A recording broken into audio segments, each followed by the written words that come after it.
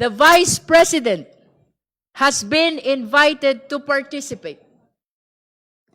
She is reportedly prepared for a full-scale legal battle, a bloodbath, as it has been described, assembling a very large team of lawyers.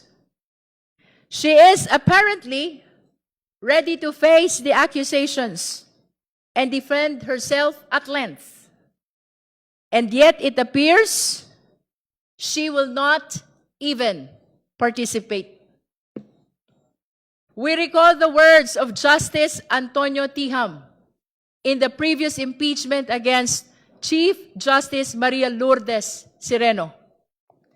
Failure to participate in the hearings before the Committee on Justice is tantamount to a culpable violation of the Constitution. Ayon sa pananaw na iyon, ang hindi pagharap sa proseso ay maaaring ituring na patuloy na paglabag sa saligang batas.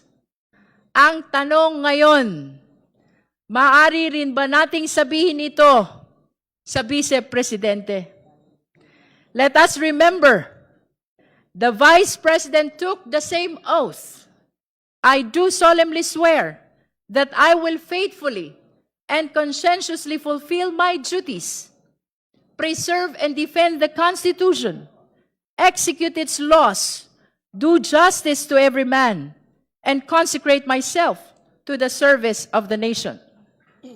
Lahat ho ng kawani ng gobyerno, lahat ng opisyal ng pamahalaan, iisa ang panunumpa, iisa ang pamantayan, iisa ang pananagutan.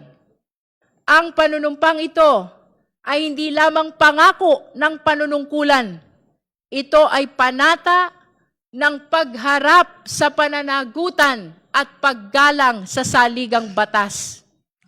Dito